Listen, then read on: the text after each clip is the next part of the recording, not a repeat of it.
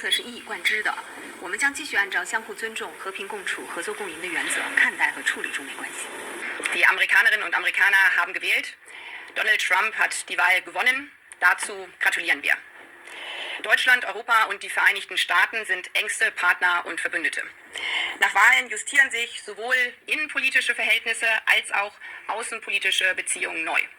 Deutschland wird auch für die künftige amerikanische Regierung ein enger, verlässlicher Verbündeter sein. Naród amerykański podjął decyzję, którą szanujemy. Jestem w bieżącym kontakcie z najwyższymi przedstawicielami do spraw bezpieczeństwa w obozie Donalda Trumpa. Europa musi pilnie wziąć większą odpowiedzialność za swoje bezpieczeństwo. Wydatkami na obronność i decyzjami w sprawie polityki migracyjnej Polska robi to, co sojusznicy dopiero zaczną robić. Can I begin by congratulating President-elect Trump on his historic election victory. As the closest of allies, the UK and US will continue to work together to protect our shared values of freedom and democracy. And having had dinner with President-elect Trump just a few weeks ago, I look forward to working with him in the years to come.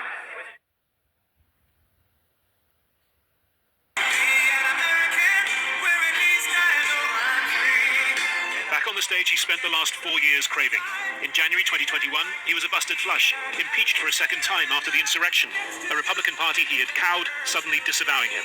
Whatever else this is, it's a comeback of extraordinary proportions. It is now clear that we've achieved the most incredible political thing. Look what happened. Is this crazy? We had everybody, and it was beautiful. It was a thing like this. I want to thank the American people for the extraordinary honor of being elected your 47th president and your 45th president. This was Trump minus the vengeful Bryson DeChambeau. Oh, look at him. Kamala Harris had said Americans were exhausted by this kind of thing. Came from all corners, union, non-union, African-American, Hispanic-American, Asian-American, Arab-American, Muslim-American. We had everybody, and it was beautiful. It was a historic realignment. Our allies, the military, which has been decimated under the Biden administration because of bad recruitment. And I think you'll see a lot of things very quickly out of Trump, very quickly. He's a multitasker extraordinaire. It's those new methods that I talked about, but you also have to accompany that with talking to voters face to face. Early in the year for a documentary on Donald Trump, I was really struck by the number of Latinos from just about every country south of the border who said to me, immigration is a massive problem, it's got to be stopped. Even though many of them had swum across the Rio Grande, or walked across the desert in order to get into this country.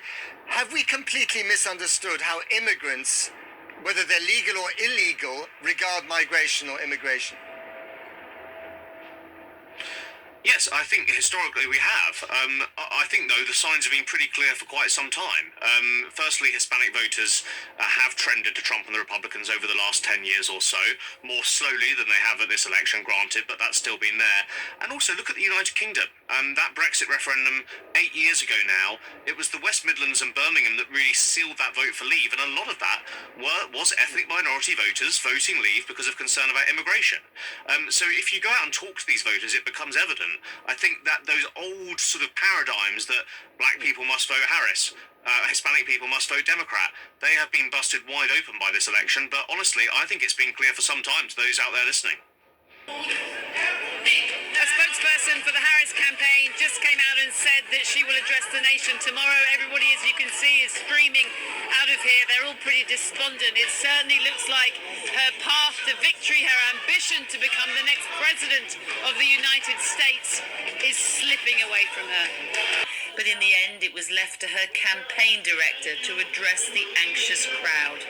You won't hear from the vice president tonight. Everybody, as you can see, is streaming out of here. They're all pretty despondent. It certainly looks like her path to victory, her ambition to become the next president of the United States is slipping away from her.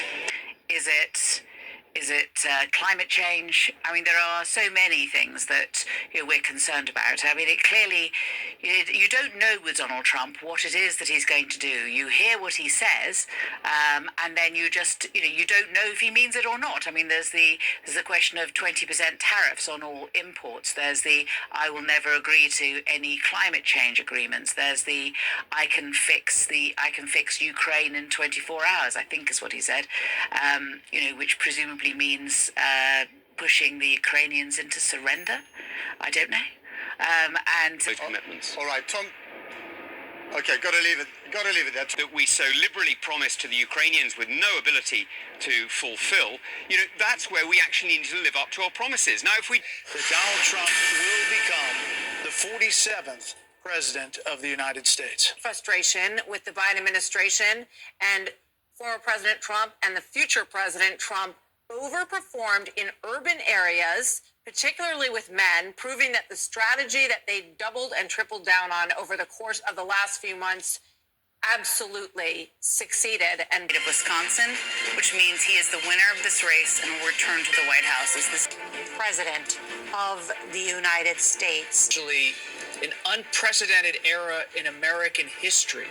To have the 47th President of the United States. With the majority of votes counted, the Republican candidate took the swing state of Wisconsin to seal victory. Trump also won the state of Pennsylvania, the swing state with the most electoral votes at 19. Democrat nominee and current Vice President Kamala Harris took New York and California, among others, but it wasn't enough to seal victory in the election. Earlier in the night, Trump was called as the winner of North Carolina and Georgia. The remaining battleground states of Arizona, Nevada, and Michigan have yet to be declared. According to Associated Press data, Trump is leading in all three of those states. Ms. Harris was not expected to speak on election night, according to her campaign co-chairman, Cedric Richmond. He told the crowd at her election night party, "We still have votes to count," in front of his supporters. I want to thank the American people for the extraordinary honor of being elected your 47th president and your 45th president. Donald Trump, she believes, is a threat to democracy, is fundamentally unfit to be president, and a threat to the very ideals that this country was built on. I'm interested to see how she tries to tie those two together at a time when the country is so deeply divided. Now, the results of this election have also set off a lot of finger-pointing and soul-searching within the Democratic Party about how they go from here. You've been talking to Jay about this new coalition that the Republicans have built. The Democrats need to ask themselves how they can bring these minority voters back into the fold, especially Black and Latino voters, as we've seen the country shift rightward on critical issues, including immigration. I've been talking to some Democratic operatives who say fundamentally, though, there's really nothing that the vice president could have done differently. And they are pointing the finger at President Biden for waiting until the last moment to drop out, handing a very difficult set of cards to the vice president, forcing her to execute this campaign at a historically record speed, Diane. Yeah, and today or tomorrow to hear a couple of the key battleground states, but the election result is not in doubt. Yeah. What is most significant to me is that when you compare, 2020 and 2024, Joe Biden, in defeating Donald Trump 4 years ago, received 81 million American votes. Kamala Harris is going to fall somewhere between 10 and 15 million votes short of that. Donald Trump, on the other hand, received something in the neighborhood of 73 million votes in 2020. He's on track to achieve about that result here in 2024. So, something happened on the Democratic side. Trump turned out his base and Harris did not. What is your own analysis of that? I'm speaking to a lot of Democrats. I mean, many are scratching their heads. We can talk forever, I guess, Philip, as to the reasons why there was a certain amount of disquiet in America, that they felt that they were done with that administration and wanted something new. But there's also a sense that Kamala Harris just wasn't that good as a candidate, and it all happened frighteningly quickly when Biden dropped out. There was no big run-up, never had to do the primaries, any of that kind of stuff. And basically, to put it in a nutshell, she wasn't really up to the job. Well, there are two elements to that. I think the first thing, if you go back to Ronald Reagan in the 1980s, where he basically posed a question that has become a pretty good metric for presidential elections ever since. Are you better off today than you were 4 years ago? Yeah. And the challenge for the Biden administration is, on paper, their economic record looks pretty good. The United States economy is actually doing better than many others in the Western world, but the American people weren't feeling it. And so an iron rule of politics: if people go to the polls believing that their personal situation is worse off than they were 4 years ago, you're going to turn out the incumbent party, and that's exactly what the American voters did. I think in the other aspect, Harris ran a 100-day campaign. It's of an historic nature. I think she did as best as she could under the circumstances, but clearly in retrospect, she needed more time to convince more people, not just about Donald Trump being unfit for office, which was her primary argument, but why people should vote for her. And clearly, compared to 2020, a good number of people decided to stay home.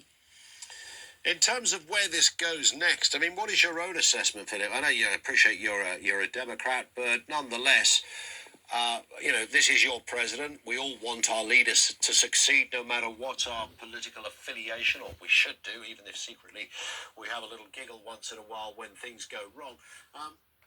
I mean, there was a lot of sort of apocryphal talk as to what's going to happen under a Trump administration. Oprah Winfrey warning the country that, this could be the last time you ever vote because of some secret agenda that might keep Mr. Trump there in a kind of President Xi style forever position. Others talking about, this guy is going to pull us out of NATO, which clearly won't be a good thing. There's a lot of that talk. But others, of course, balance that and say, well, hang on, this was a guy that never really experienced wars when he was in office. They simply never happened. And actually, the world is safer under Mr. Trump. What's your assessment, Philip? Well, let's go back to 2016. Donald Trump, ran for office to improve his personal brand. He actually didn't expect to be elected. And so coming into office, he leaned on the Republican establishment to help him form his initial cabinet. And then you had the so-called adults in the room that could guide him in certain directions and guide him away from his instincts. Now, here we are in 2025. Donald Trump will return to office knowing how to be president. He has an agenda, he thinks, and so the primary question to me is who is he going to hire as his senior team? Who will be cabinet officials, and are they prepared to either say yes to him, to his various impulses, including, for example, imposing tariffs broadly across the American economy, or is he going to be a president who will continue to listen to advice? We'll know a little bit about this as we look at the kind of choices that Donald Trump makes in terms of the people who will be his key advisors. And what about Kamala Harris? Where next for her? Is she likely to fight another day? Is there another election in Harris for the next time around? Well, in this circumstance where let's talk about Republicans for a second, because Donald Trump left office in 2021, but remained effectively the head of the Republican Party that had been refashioned, in his image and likeness. Yeah. The Democrats don't have that situation. So the Democrats will kind of go out into the wilderness. For a period of time, there will be no national leader. I mean, it remains to be seen. The Senate is going to move to Republican control. The House is still contested. So it could well be for the next 2 years, the only national figure that you have may well be a Speaker of the House in Hakeem Jeffries. So the Democratic Party will be kind of leaderless, for a period of time. And then after the 2022 election, one would assume that if you follow the pattern of the last several years, where voters will react against the incumbent regardless of who it is, in 2022, the Democrats may make some inroads on the congressional side, and then you'll start to see other candidates emerge. But this is a little bit like like the early 2000s, where once Bill Clinton gave way to George W. Bush, it took a while for John Kerry to emerge out of the Senate, and then Barack Obama kind of came out of nowhere, beginning in 2004, 2006. So I think the future of the Democratic Party will be something that is of a next generation. I would not imagine that Kamala Harris will remain, the titular head of the party going forward. Well, we shall see, as they say. Philip, it's been lovely speaking. And we are going to start by all putting America first. We have to put our country first for at least a period of time. We have to fix it. Because together we can truly make America great again for all Americans. So I want to just tell you what a great honor this is. I want to thank you. I will not let you down. America's future will be bigger, better, bolder, richer, safer, and stronger than it has ever been before. These are the latest numbers. You can see President-elect there, Donald Trump, with 51% of that popular vote, while VP Harris sits at 47.5%. We're also keeping a close eye on those electoral votes. As you all know, the phrase the race to 270, but at last count, Trump sitting at 277 electoral votes. Many analysts saying early this Wednesday morning that this race was nowhere close as those votes continue to roll in. And as we speak of those votes, a lot of eyes are on Milwaukee this morning. I want to check in with them now to get the very latest of the state of the race out in Wisconsin.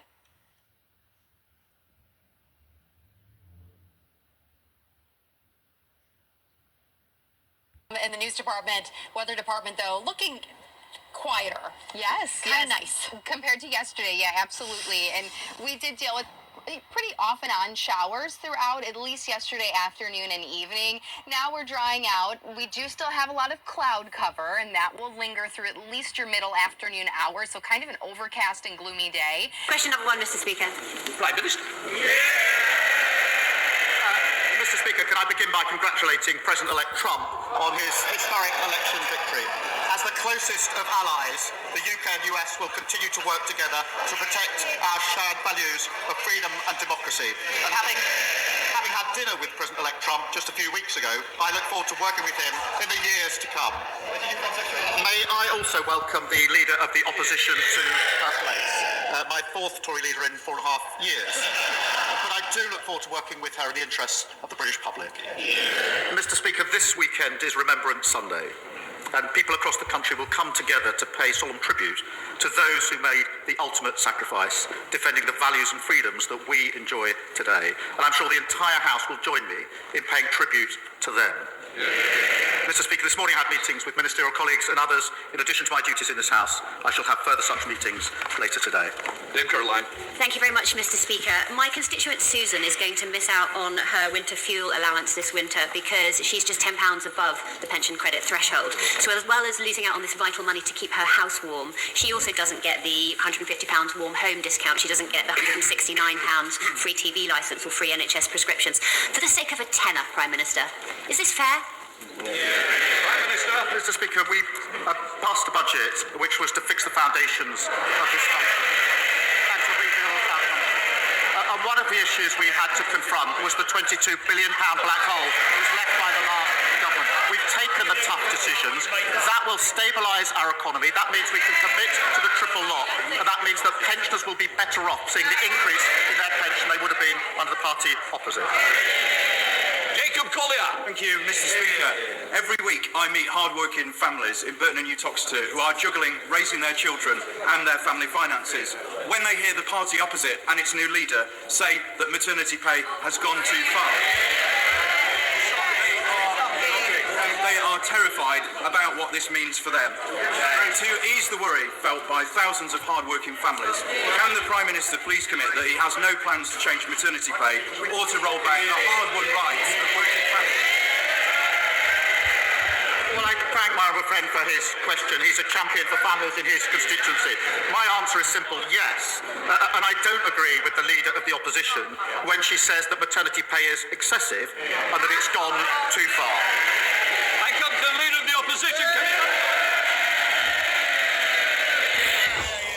Mr. Speaker, can I thank the Prime Minister for his almost warm welcome, and can I also echo the comments that he has made. It is an immense privilege and the honour of my life to lead the Conservative Party, and I look forward to joining him at the Cenotaph this Remembrance Sunday. As leader of His Majesty's opposition, I will be taking a different approach to the last opposition by being a constructive opposition. And so I would like to start by congratulating President-elect Trump on his impressive victory this morning. The Prime Minister and the Foreign Secretary met him in September. Did the Foreign Secretary take that opportunity to apologise for making derogatory and scatological references, including, and I quote, Trump is not only a woman-hating, neo-Nazi sympathising sociopath, he is also a profound threat to the international order. And if he did not apologise, will the Prime Minister do so now on his behalf? Mr. Speaker, there will be many issues on which the Leader of the Opposition and I disagree, but there will be issues that do unite this House on national security and Ukraine, and I do look forward to working closely with her on that, and I will provide her with the information that she needs to discharge her duties. That's the right thing for the country, and is far more important than party politics. And the Foreign Secretary and I did meet President-elect Trump just a few weeks ago for dinner for about a couple of hours, and we discussed a number of issues of global significance. It was a very constructive exercise. Mr. Speaker, the Prime Minister did not distance himself from the remarks made by the Foreign Secretary, and I'm very sure that President Trump will soon be calling to thank him for sending all of those North London Labour activists to campaign for his opponent. Given that most of his cabinet signed a motion to ban President Trump from addressing Parliament, will the Prime Minister show that he and his government can be more than student politicians by asking the Speaker to extend... Can they show that they can be more than student politics? Order. Mr. Perkins, I don't need to anymore. Your voice carries, it's like mine, too loud. Thank you, Mr. Speaker. Will the Prime Minister show that he and his government can be more than student politicians by asking you, Mr. Speaker, to extend an invitation to President Trump to address Parliament on his next visit? I think the Leader of the Opposition is giving a masterclass on student politics. Seriously, Mr. Speaker, we live in probably more volatile world than we've lived in for many decades. It is absolutely crucial that we have a strong relationship, that strong special relationship forged in difficult circumstances between the US and the UK. We will continue to work, as we have done in the 4 months in government, on issues of security, our economy and global conflict. Mr. Speaker, he does not answer the questions, just read the lines the officials have prepared for him. It doesn't sound like he wants to invite President-elect Trump to Parliament. He needs to look after the special relationship. The US is our single biggest trade partner. Given the risk of increased tariffs on UK exports, which threaten our manufacturing sector, will the Prime Minister commit now to continue the negotiations on our free trade agreement with the US, which the Biden administration cancelled when they came into office? Prime Minister. Mr. Speaker, of course we will discuss issues of our economy with the President-elect, as we already have done. Economy, security and global conflict are issues of real significance that ought to unite this House. But when it comes to the economy, what we've done with our budget is to fix the foundations after return to economic stability of the £23 million black hole. We've protected the pay slips of working people. We've done the single biggest investment in our country for a generation in the NHS, in schools and homes. We've given a pay rise to the 3 million lowest paid. If she's opposed to that investment or the pay rise for working people, she's a straight talker as I understand it, perhaps she should say so. Business presenters, stop saying actually or basically. You know, in the middle of a sentence, well, basically this and well, actually. These are what we call filler. Perhaps you should say so.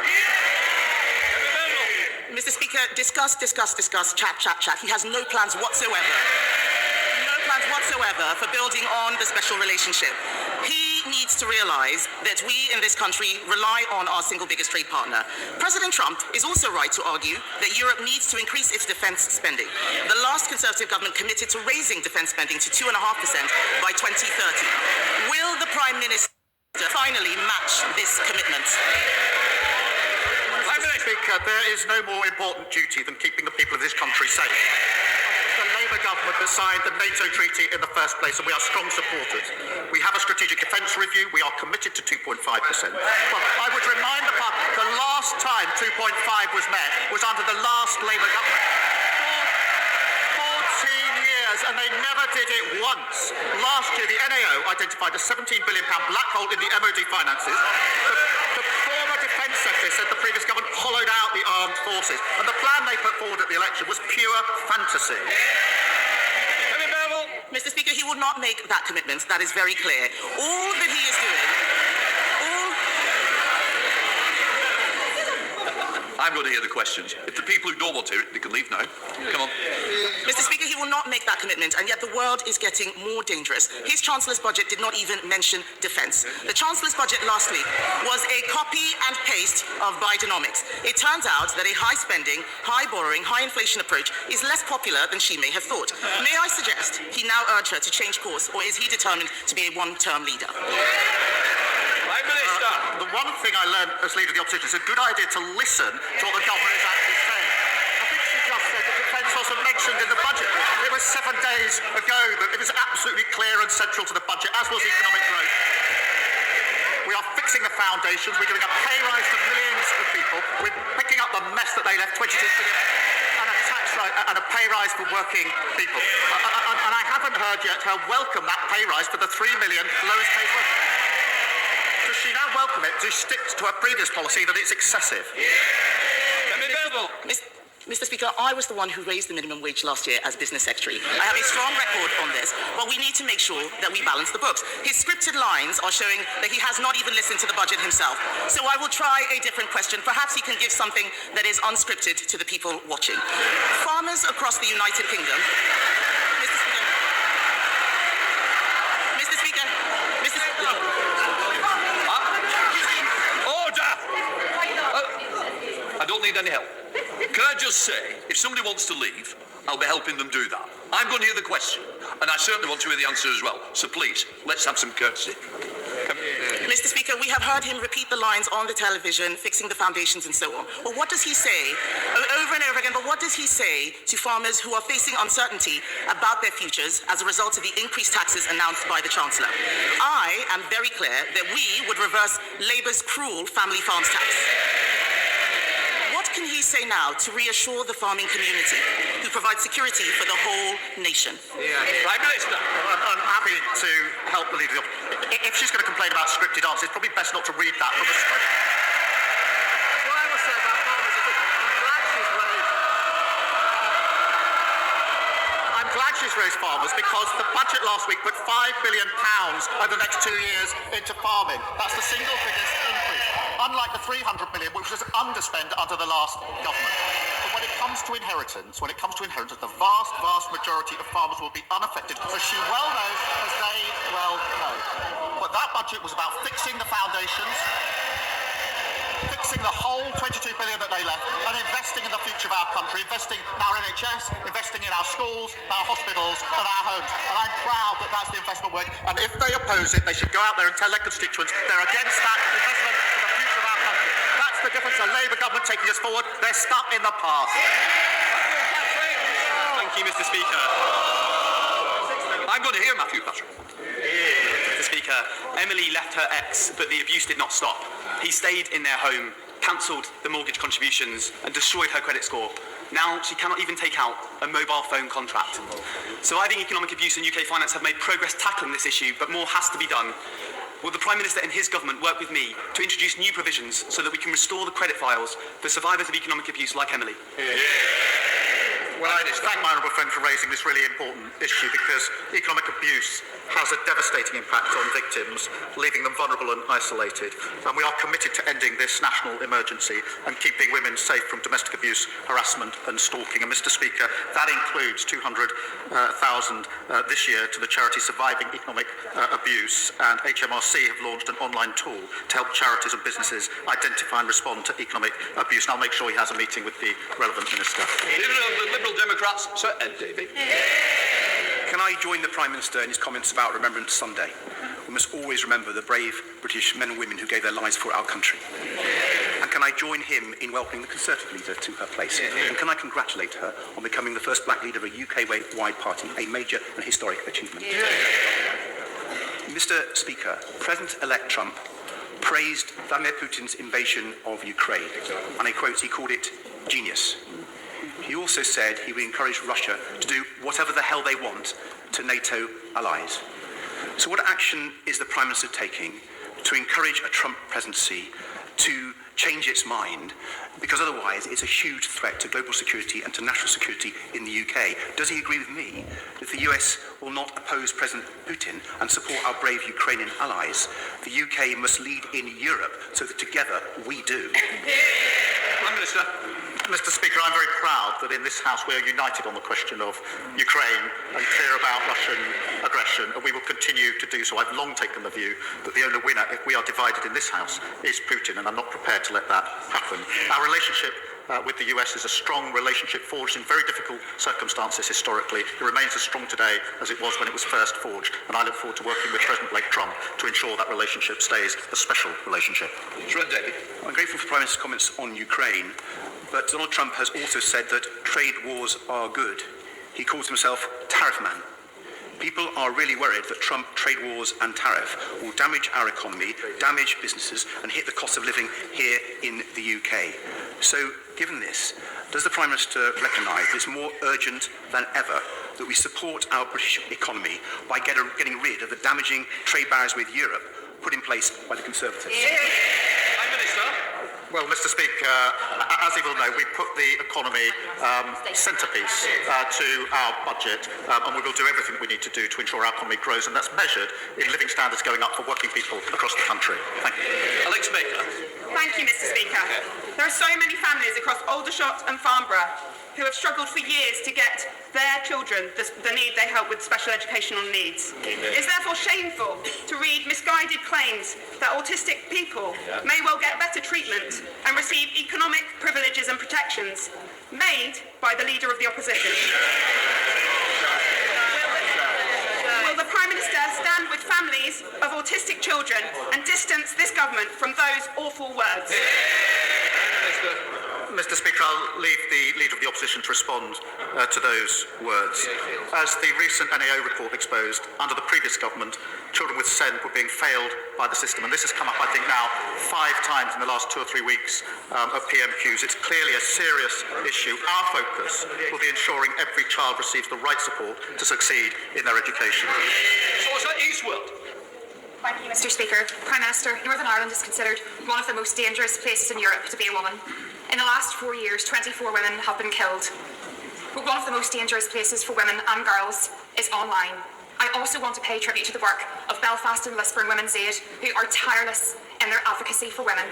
So what is this government doing to keep women and girls safe online, not just in Lagan Valley, but right across the United Kingdom?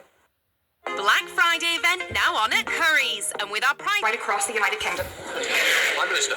Well, the right honourable member is right to draw attention to this issue. Misogyny and abuse, both online and offline, causes horrendous harm to women and girls across the UK. And can I just commend her honesty and bravery in speaking out about her own experiences and her dedication to creating safe spaces for women in her constituency. We must create a safer world online for women and girls through the Online Safety Act, mitigating the risk of illegal content and activity which is abusive or incites hatred. Everyone in Southwark will benefit from the positive measures in the budget last week, especially the thousands on the minimum wage, getting a real terms increase to help themselves, help their families and help the economy. But the new leader of the Tory party, this week's leader, is on record as saying she wants to scrap it, having seemingly learned nothing from July. Will the Prime Minister pledge to protect the minimum wage and increase it in this Parliament as finances allow? Prime Minister. Mr. Speaker, the last Labour government transformed the labour market with the national minimum wage, something which was opposed by the party opposite at the time. And sadly, they don't seem to have changed. I was surprised by the comments of the Leader of the Opposition. I was surprised to see the new Shadow Business Secretary say the minimum wage, and this is a quote, something legislators pass to make themselves feel good. I disagree, and I'm very proud of the fact that this Labour government has raised wages for 3 million of low-paid workers. I expect the party opposite to welcome that. Thank you, Mr. Speaker. After 14 years shaping the UK's long-term strategies for life science, agri-tech, fusion and space, I welcome the government's industrial strategy. But too many of our great companies are being bought out by our competitors. To build the industries of tomorrow here, we need to unlock some of the hundreds of billions in UK pension funds in the city, only 3% of which are now investing in UK equities. With the Lord Mayor the new Lord Mayor making this a priority and the Mansion House speech imminent, will the new government commit to see through the last government's reforms to unlock British capital for British R&D growth? Well, I thank you for welcoming the industrial strategy. And I do know this is an issue close to his heart that he has spoken about and acted on for many years. The budget sees record numbers of R&D investment with over 20 billion next year, including over 2 billion to support our world-leading life sciences sector. And through the British Growth Partnership, we'll crowd in pension funds investment to support innovative business. And we've launched our landmark pensions review to unlock the billions of investment into the UK and boost growth and living standards across the country. Thank you.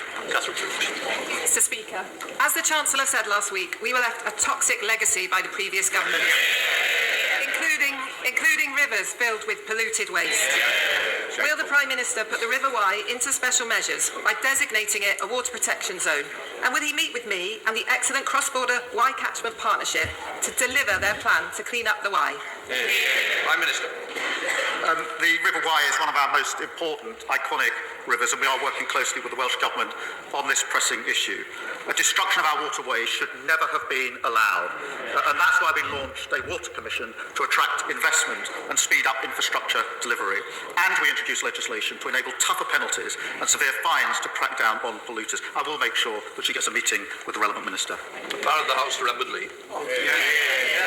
As a good lawyer, I know the Prime Minister will want to listen to the evidence.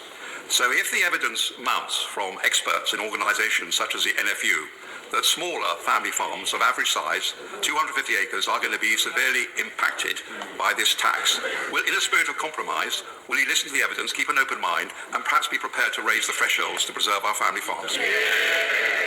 Mr. Speaker, we are listening to farmers, and the Environment Secretary and the Treasury Ministers met with the NFU on Monday of this week. We have taken a fair and balanced approach. The vast majority of farms will not be affected by this. But what I will also say is, having grown up in a rural community, I know that rural communities also need an NHS that's back on its feet. They also need schools that their children can go to and homes that their families can afford to live in. But we will continue to talk to the NFU and others. Thank you, Mr. Speaker. This week, the Leader of the Opposition told us that any outrage in suitcases full of wine and karaoke machines in Downing Street, whilst people across the country were told to stay at home, was all overblown. For the people and businesses in my constituency who followed the rules, many of us at great personal cost, this is an insult. Will the Prime Minister join me in ensuring that as a country we learn the lessons from COVID, and as a party the Conservatives learn the lessons of their behaviour too? Mr. Speaker, across the country, people made enormous sacrifices during COVID. They missed weddings, births, deaths, really important moments in their lives and their families' lives. In doing so, they saved the lives of people they will probably never meet. That was a collective effort, and unfortunately, the party opposite who set the rules did not follow them themselves. It was a betrayal of those that did, and I think the Leader of the Opposition was wrong to describe the public anger and upset as overblown. I'm sure she'll want to clarify that at the first opportunity. Cyfarwydd, Glan Horse Nursing Home is in my constituency in Ysmôn. Tell me that the budget changes mean a 10% increase in their cost. That's a staggering 127,500 extra in-year cost. Will the Prime Minister reconsider the rise in the employers' national insurance? Prime Minister. Mr. Speaker, what we did in the budget last week was to ensure that no one would face tax rises in their payslip. We had to deal with the £22 billion black hole, but when we did so, we protected the smallest businesses and charities. We doubled the employment allowance to £10,500. That means that 40% of employers won't pay employers' NICs. Companies with 4 employees or less on a minimum wage will pay no employer NICs at all, and half of businesses that pay NICs will see no change or pay less after the budget. Thank you. Bill Brickle. Yeah, my constituents in Bolton West were pleased to hear last week's budget prioritise investment in public infrastructure, including important projects such as the electrification of the Wigan to Bolton railway line, which will deliver more reliable and greener journeys. Does the Prime Minister agree with me that investment in the key infrastructure of towns such as Horwich, West Horton, Blackrod and Bolton is the only way to deliver economic growth and prosperity for all? Well, my honourable friend is a champion for the North West, and the budget secured investment for vital transport projects to transform connectivity across the north of England and drive economic growth, and that includes completing the Wigan to Bolton electrification, a really important momentum on the Northern Powerhouse Rail. Over £5 billion to support everyday journeys for working people. By restoring economic stability, increasing investment, we're taking our country forward. Victoria Collins. Thank you, Mr. Speaker. The Swan Youth Project in Berkhamsted is an incredible drop-in centre that intervenes to bring hope and a better future to teenagers like Lex and Megan who've been facing anxiety, depression and long mental health waiting lists, as well as families coping with SEND. They've already written to the Treasury saying that they're worried about getting the funds that they need as our communities face a tough winter and grants are depleting. Her rule, the manager, also assures me that she makes a mean curry and would welcome the Prime Minister. So will the Prime Minister join me to discuss their concerns and ensure that organisations in the third sector like theirs get the support that they need as they work tirelessly for our communities? Prime Minister. She'll be pleased now. I've been to Berkhamsted a number of times. We've got very good friends who live there. And I want to pay tribute to the work of the Swan Youth Project because too many young people, she's cited some, are struggling with mental health and not receiving the support that they need. And that's why we will recruit an additional 8,500 mental health workers and are introducing reforms to the Mental Health Act, long overdue. And that's happening today. Of course, we will also put more money into SEND, but we also need to look at reforming SEND, something that I think and hope will be supported across this House. And I'll make sure she gets a meeting with the relevant ministers about that. My right honourable friend, the Prime Minister, will know that after 14 years of Tory ideological hostility and cuts, our universities are in financial meltdown. In my own constituency of Norwich South, the University of East Anglia is having to make redundancies, as are many others. Our honourable friend, the Secretary of State for Education, has started to address the problem, but we need a longer-term solution that doesn't simply settle more debt on our young people. So can my right honourable friend say how we can move to fix the foundations of higher education as we go forward? Prime Minister. Thank you for that question. It's right to raise higher education because we inherited a sector facing severe financial challenges. Universities have suffered real terms decline in their income, and the gap between disadvantaged students and their peers is the highest on record. We've had to take tough decisions to put that on a secure footing, but we are also taking the step of easing the living pressures by increasing the maintenance loans, which is worth £414 extra per year. Thank you, Mr. Speaker. Alex Brooke. Joe Hamilton, former sub-postmistress and constituent of North East Hampshire, has long been campaigning along with Alan Bates for compensation following the Horizon Post Office scandal. Can the Prime Minister give an exact time frame in which those who have been waiting over a decade might finally be compensated? I'm grateful to her for raising this important issue because a commitment was made to properly compensate the victims of this scandal. Unfortunately, regrettably, having made that commitment, the party opposite, when in government, didn't allocate any money to that compensation. Her constituents will be pleased to know that we have changed the approach there. We've set out the compensation within the budget, a transparent budget, an accountable budget, and we'll make the payments just as soon as we can. Speaker, may I quickly echo the Prime Minister's sentiments to that other son of Lewis, who I wish I'd woken up today in the Isle of Harris.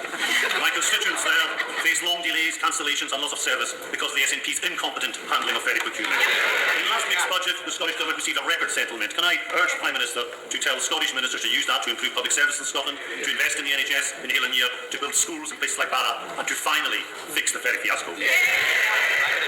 Mr. Speaker, last week in the budget we delivered the largest settlement for the Scottish Government in real terms since devolution. That includes £3.4 billion through the Barney formula, a fuel duty freeze, and an increase to the national living wage, benefiting his constituencies and all those across Scotland. And the result of the budget is now clear. The SNP in power in Scotland have the powers, they now have the money, they've got no more excuses. Mr. Speaker, does the Prime Minister really think it is acceptable for a backbench MP to suggest that the Leader of the Opposition represents white supremacy in blackface and is the most prominent member of white supremacy's black collaborator class, with all the race traitor innuendo that carries? And if he doesn't, why hasn't he removed the whip? Why hasn't he removed the whip? No, I don't. John Swinger. Thank you, Mr. Speaker. As a semi-retired violinist and rock musician asking a semi-retired multi-instrumentalist, I feel confident that the Prime Minister shares my belief in the importance of music education. Does my right honourable friend agree with me that as we unleash the potential of our country, we must invest in the educational infrastructure of creative arts subjects so that they're accessible to all? And will he visit my constituency to see the great work of the schools there, despite the inheritance we received? Prime Minister. I'm not sure about the description semi-retired, although that may be the wish of the party opposite. But on music, what what I do know from personal experiences. Music, the creatives and art are really important for children and young people in terms of the pleasure it gives them, the knowledge, but the working in groups and the leadership. And that's why we are determined to ensure that they are counted subjects again within the curriculum, which will encourage many more schools to provide it within the curriculum and enrich the futures of children and young people across the country. James Cleverly.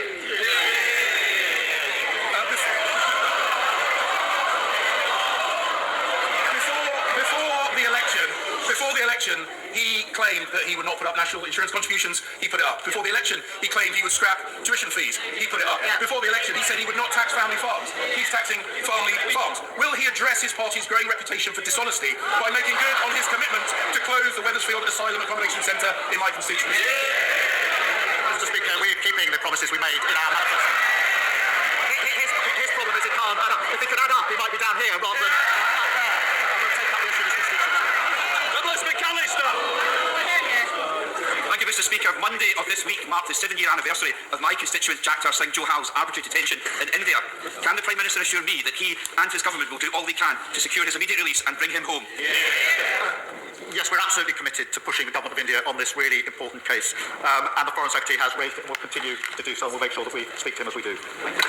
Right, that completes Prime Minister's questions. National Press Secretary Caroline Levitt. Caroline, good morning to you. Good morning, guys. It's great to be with you today. So take us inside the Trump bubble last night. At what point did he realize he won? It is an incredibly surreal morning, and it was an incredible night for President Trump and our team. When we saw the returns from Georgia and North Carolina and just the trends across the country, President Trump picking up historic gains with Hispanic Americans, black voters turning out for President Trump in numbers this nation has never seen before. We felt very good very early in the night, and all of our hard work, our ground game, and President Trump's work ethic and determination ultimately won. Last night, the world witnessed the greatest political comeback in American history, and throughout this campaign, our boss, President Trump, has faced more adversity than any candidate to ever run for office. They tried to imprison him. They forced him to take a mugshot. They tried to remove his name off of the ballot. They forced him to sit in a dirty courthouse for 6 weeks. 2 people tried to kill him, for goodness sake. And the American people see in Donald Trump, it is clear, a leader who, even in the darkest of times, is going to lift his fist in the air and say, fight, fight, fight for this country. And President Trump last night didn't just defeat Kamala Harris. He defeated the big tech oligarchs who have tried to censor him, the weaponized system of justice against him, and he defeated the fake news media that has been lying about him and his supporters in this MAGA movement for years. And I just know in my heart that President Trump is going to be a president for all Americans, even those who didn't vote for him yesterday. It is a great morning for our country. Caroline, it was a complete rejection. So I guess because we heard a lot about democracy and preserving democracy. So 2 questions. First of all, have you guys heard from Kamala Harris to concede? And also, since it's time we should do this quickly, to transition to power, have we heard from Joe Biden to congratulate the president-elect? Well, the last time I spoke to President Trump, and it was just a few hours ago, in the wee hours of the morning, we haven't got much sleep. Neither of those people, Joe Biden nor Kamala Harris, had reached out to him. That could have changed very early this morning. I would be unaware of it. But you bring up democracy, Lawrence, and as we saw some of the exit polls from other networks last night, democracy appeared to be the #1 issue for voters. It's clear that the American people believe President Trump is the best candidate to preserve our democracy. And it shows the Democrats' message in these final weeks of the campaign that he's this alleged threat to democracy just didn't work in the eyes of the American people. They are smart enough to see through these lies, and they remembered how much better their lives were under President Trump's leadership. And I can tell you on day one, he is going to start implementing policies to strengthen our democracy here at home and abroad and make the lives of all Americans better and better. Yeah, Caroline, what do you think the reason is? I know you've gone through some of why you think he won, but do you think it's Kamala Harris? We never really knew what she stood for. She flip-flopped on so many things and then wouldn't answer how she voted even on Prop 36 in California. We didn't really know where she was. And then she brings out these big celebrities who make $1 gazillion, and she's telling us that she can relate to all of us with these big celebrities. Meanwhile, we were talking to people on the other side that couldn't even pay their bills, that were going to the grocery store, and they're saying Whoopi Goldberg and Beyonce and who else? Usher. They can't relate to what we're facing. Do you think that really resonated with the American people, and they knew what they were getting with Donald Trump because they've seen it 4 years ago? Absolutely. And as we've been saying for a while, you don't have to love everything Donald Trump says to vote for him, but you do have to love what he did for this country and what he's promising to do for you again. And it's very clear the American people saw Kamala Harris for who she is, a phony politician who will say anything to get elected. She lacks the authenticity and the conviction that Donald Trump has. When he says he's going to do something, he's going to do it. And he loves this country so much. I think, again, throughout this campaign, the American people have witnessed him face so much adversity. It really woke up so many people to how corrupt the establishment is and how desperately we need an outsider like Donald Trump, a businessman who will get things done and who will fight for all Americans. Caroline, so here's the difference. You weren't there, obviously, in 2016, but almost from the minute he won, it was questioned. They started with the Russia. There was no honeymoon. There was James Comey's antics at Trump Tower. This is different. This is a win in a popular vote by at least 5 million, winning every battleground state and exceeding where he was in 2020 in every county, especially with minorities. That's right. How does that change the approach today? It's not, I really did win, the Russians didn't help me. It is, I won, ready to start. So could you describe how that changes things, being that it's not close? Well, that's right, Brian. The American people delivered a resounding victory for President Trump, and it gives him a mandate to govern as he campaigned, to deliver on the promises that he made, which include on day one launching the largest mass deportation operation of illegal immigrants that Kamala Harris has allowed into this country. It includes drill, baby, drill, and expediting permits for nuclear, for fossil fuels, for an above-all energy approach that's going to bring down the cost of living in this country. It includes on day one bringing Ukraine and Russia to the negotiating table to end this war and returning to the very tough sanctions on the Iranian regime so we can stop the chaos in the Middle East. The American people are clearly longing for the policies of Donald Trump. They despise the policies that the Harris-Biden administration have implemented over the past 4 years, and the Harris-Biden administration will go down as the worst, weakest, most corrupt administration in our nation's history, and the American people proved that last night. All right, Caroline, thank you very much. After a very late night, getting up so early, thank you very much, and congratulations. I'm Steve Juice.